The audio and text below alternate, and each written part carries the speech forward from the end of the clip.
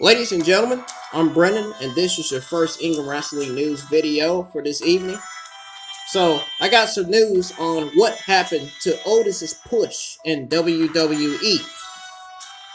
So, it reads here on my TV screen here that Otis won the WWE 2020 Money in the Bank briefcase, but he did not get to cash it in. Now, he lost the title of Mr. Money in the Bank to Miz several months later. The fact is that Vince McMahon booked Otis to win the briefcase to get a shocking moment. But there was no follow-up. WWE had plans for an Otis program with Bray Wyatt's Fiend. Those were scrapped, but Ringside News reported in July that Otis Money in the Bank win was supposed to set him up down the line for the Fiend. Bray Wyatt has since been transitioned into a multi-match program with Braun Strowman. I call him Braun Strowman. Anyways, there were plans for Otis to hold the Money in the Bank briefcase for a while and not cash in. Ringside News, my sources, my good old friends on Twitter, reported on September the 18th that the company had no plans for him to cash in anytime soon.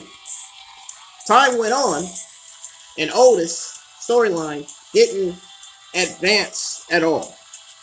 In fact, his reign as Mr. Money in the Bank entered a holding pattern.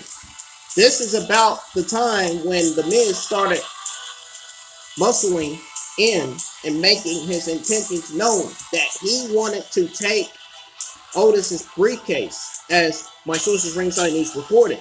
There are multiple endings, and one does include Miz taking the Money in the Bank briefcase from Otis. There are others where Otis keeps the briefcase. WWE kept their options open, and finally Mr. McMahon made up his mind that he was going to change plans once again.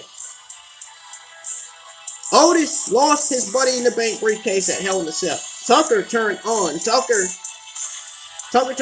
Otis in the process.